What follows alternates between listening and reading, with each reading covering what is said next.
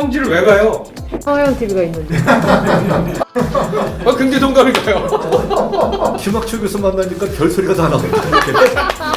평상시에 하는 얘기가.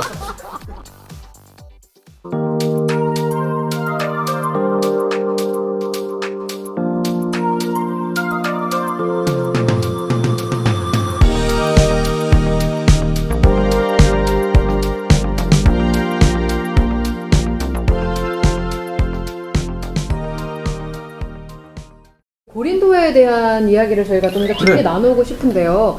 고린도 하면은 많은 분들이 생각하는 것이 고린도전서의 그 사랑장, 바울이 말했던 그 사랑에 대한 이야기를 좀 얘기 좀 해주세요.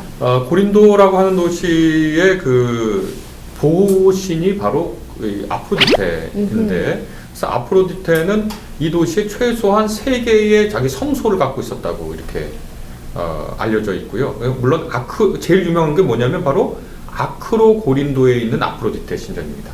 그리고 보면은 레카이온, 켄그리아 이런 데도 있습니다. 그러니까 고린도가 있으면 동쪽에 켄그리아, 왼쪽에 레카이온인데 여기가 모두 아프로디테 신전이 있었어요. 그러니까 아프로디테 지역이죠, 거의.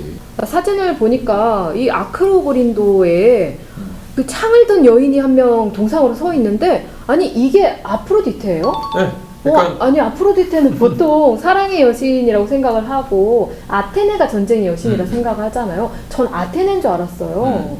그게 이제 고대의 그리스의 여신들의 계보, 또 우리가 흔히 생각하면 사랑은 사랑, 전쟁은 전쟁, 완전히 다른 것 같잖아요. 그렇죠. 뭐 사랑하는데 어떻게 전쟁하냐, 뭐 이렇게 생각할 수 있는데, 고대의 여신들의 계보를 보면 이 아크로 고린도에 있었던 아프로디테, 이 아프로디테를 아프로디테 아레이오스, 아레이아 이렇게 부르거든요.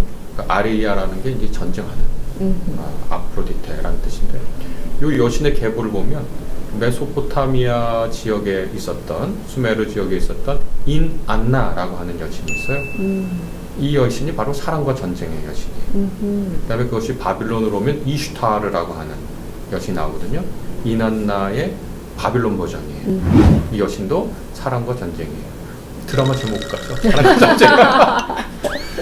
그 베를린에 가보게 되면은 베를린 그 페르가몬 박물관에 이슈타르의 문이라고 하는 것이 그대로 다 보존되어 있거든요. 그러니까 바빌론에 있는 문을 그대로 뜯어다가 거기다 갖다 했는데, 그게 느부갓네살 왕만이 드러날 수 있는 아주 최고의 문이거든요. 그러니까 최고의 문이 왜 이슈타르의 문이냐면 바로 전쟁의 승리를 위해서 기원하는 의미에서 그렇게 하는 것이죠. 푸른색 아주 아름다운 그렇죠. 문이에요. 그 거기 있는 푸른색 있잖아요. 그거 거기 지역이 안 납니다. 그 염료가. 근데 여하튼 거기에 이제 와서 아프로디테 아레이아 이렇게 됐는데, 가만히 생각해 보세요. 사랑하고 전쟁은요, 고대 그리스 세계에서 절대로 분리된 게 아니에요. 왜 분리된 게 아니냐? 고대 그리스 세계에서 가장 유명한 고전이 뭡니까?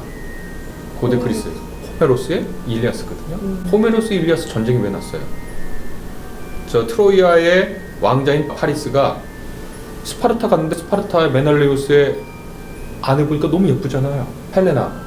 그래서 둘이 몰래 가가지고 트로이에 가가지고 전쟁 난 거잖아요. 사랑과 전쟁이죠. 그러니까 절대로 이 사랑과 전쟁이 상반되는 개념은 아닌데, 여기에 바로 그리스도인들이 구분해야 할 아프로디테의 사랑, 그 다음에 플라톤의 에로스, 그 다음에 고린도전서 13장의 사랑에 그게 있거든요.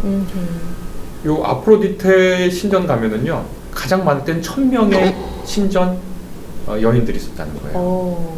그리고 그때 당시 속담이 뭐냐면, 모든 남자가 다 고린도로 항해하는 건 아니다, 이런 얘기가 있습니다. 뭐냐면 부유한 재물 갖고 있는 사람이 거기서 아프로디테 신전에서 재물 드린 후에 목욕탕 뭐 이런 데에서 이른바 즐기는 거예요. 근데 오늘날 우리의 눈에 보면 이렇게 비독주의고 방탕하잖아요. 근데 그 사람들 눈에는 꼭 그런 게 아니었어요. 왜냐면 육체를 즐기는 거거든요. 유대인들이 할례를 하잖아요. 그리스인들이 유대인들 욕할 때 가장 많이 한 얘기가 뭐냐면, 저놈들은 아주 그 성적으로 방탕해서 할례한다 그랬어요.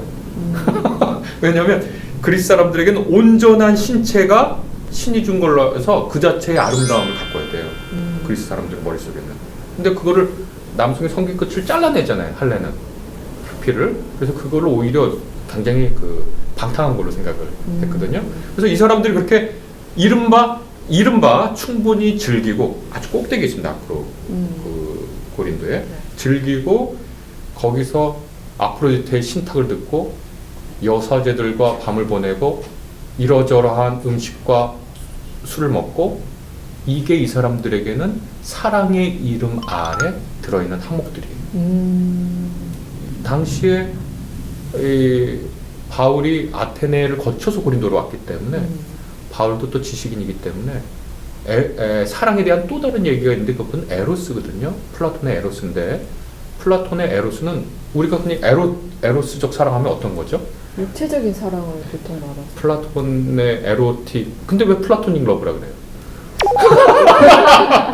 그러니까 우리나라 사람들이 플라토닉 러브는 뭔가요? 정신적인 사랑. 근데 플라톤이 심포지움에서 사랑에서 말할 때 쓴 단어가 에로스거든요.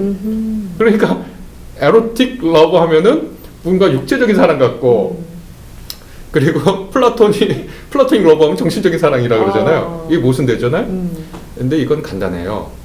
뭐냐면 제가 지금 드리는 말씀은 고린도전서 13장을 이해하기 위해서 이것도 말씀드리는 거예요.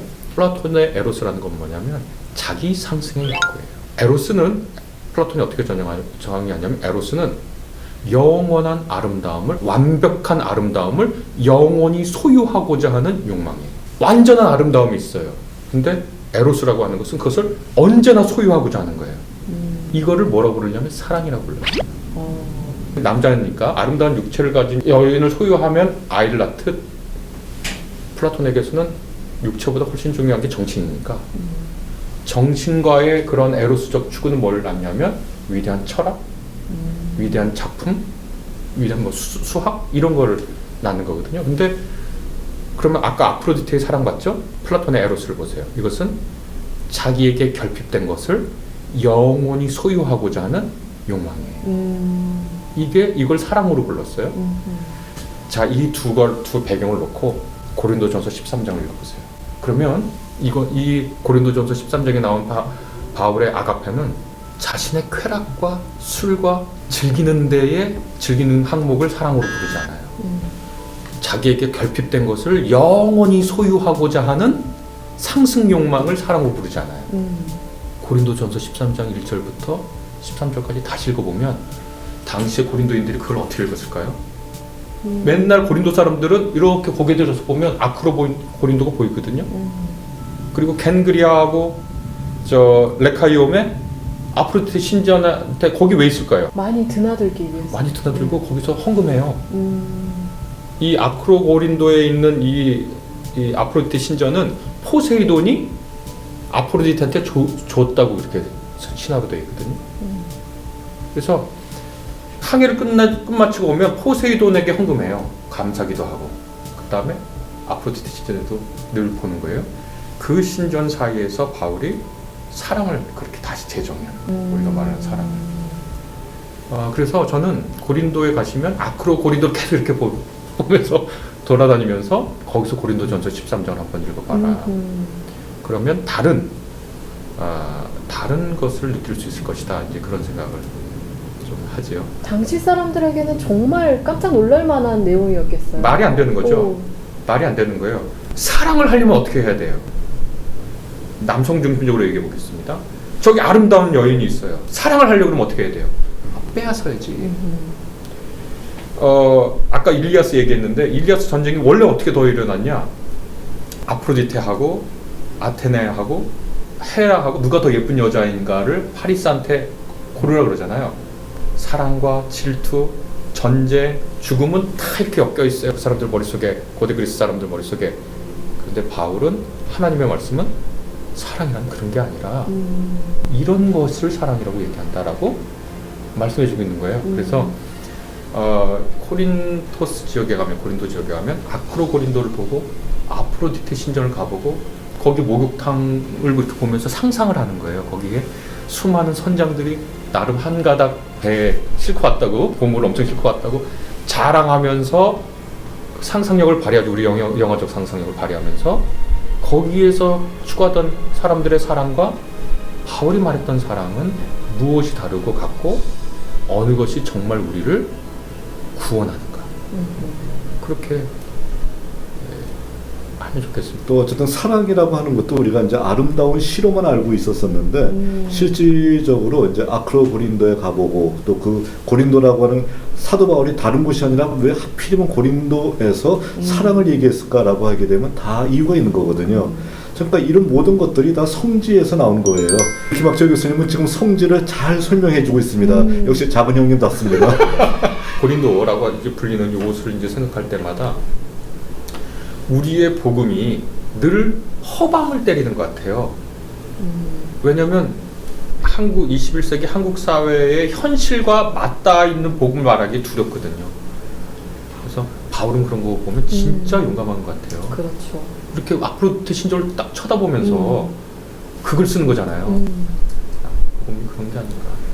정말 중요한 말씀인데 뭐 사람들이 싫어하기 때문에 두려워서 피하고 또 큰 교회가 싫어하기 때문에 두려워서 말 안 하고 이거 자체가 우리 교회의 어떤 모습이잖아요.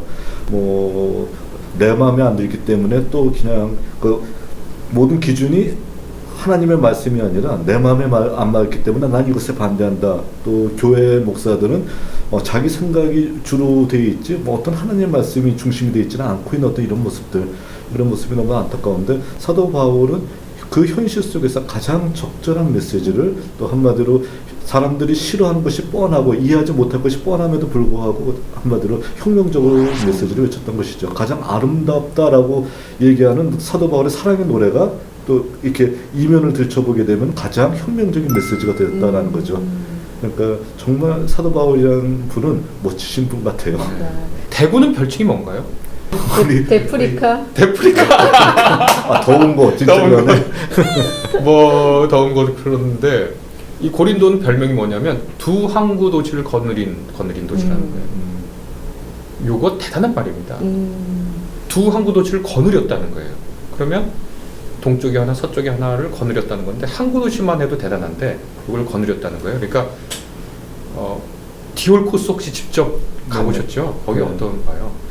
저기 레카이온 항구 바로 앞에 보게 되면요, 그 고대 디올코스라고 이제 그 유적지가 있거든요. 들어가지 못하게 하고 그 꽤 길게 그것을 이제 발굴해 놨는데 한번 볼만합니다. 딱 그 2000년 전에 사람들이 지나갔던 어떤 흔적들이 보이는 것 같고 사도 바울이 지나가지 않았을까 하고 생각도 되고 또 설명해 주시겠지만 배들이 또 거기 지나다녔거든요. 그래서 굉장히 그런 흔적들이 그대로 잘 남아있고 보존이 잘 되어 있습니다. 디올코스 어떻게 지냈을 것 같습니까? 돈 냈을 거예요, 안 냈을까요? 그런 생각은 안 해봤는데. 디올코스 당연히 통행료 있습니다. 당시 로마 제국이잖아요. 로마 제국이 걷는 세가 두 세예요. 하나는 인두세, 하나는 관세. 통행세네요. 그러니까 디올코스를 지나만 다녀도 돈이 나오는데 거기 안 지나면 어떻게 되는 줄 아세요? 말레아 반도 700km를 돌아가야 돼요. 그러니까 그게 네로 시대에도 운하를 뚫으려고 했는데 실패하고 1900년대 말인가요? 그렇죠.